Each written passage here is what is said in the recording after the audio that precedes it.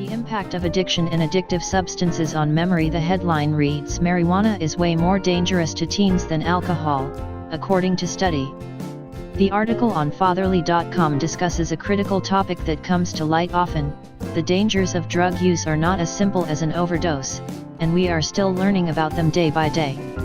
According to the referenced study from the American Journal of Psychiatry, researchers found that cannabis use has a fairly significant impact on the short and long-term memory of teens. While this would seem intuitive, as the high works by slowing down brain processes, the information provides another level of support for the clinical work I do with teens in rehab, namely, this can cause permanent damage.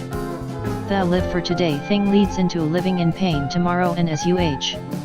Interestingly enough, the memory issue is one that has become increasingly problematic even with older adults and the elderly, with whom memory is already a known issue. A recent study on alcohol in the elderly found that excessive alcohol consumption may increase the risk of cognitive dysfunction and dementia. Opiates are also heavily prescribed for the elderly as a form of palliative care. Opiates work by inhibiting the transmission of pain signals in a person's reaction to the pain.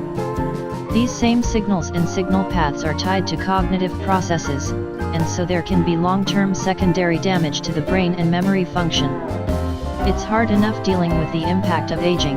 Adding substances to the mix drastically increases the chances of memory loss and other cognitive issues on top of the addiction potential.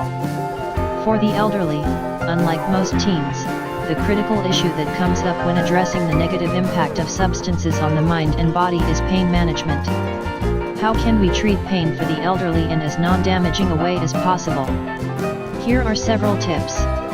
1. External, non-addictive pain management, from CBD oils, massage, acetaminophen, and physical therapy to acupuncture, radio waves, electric stimulation and more.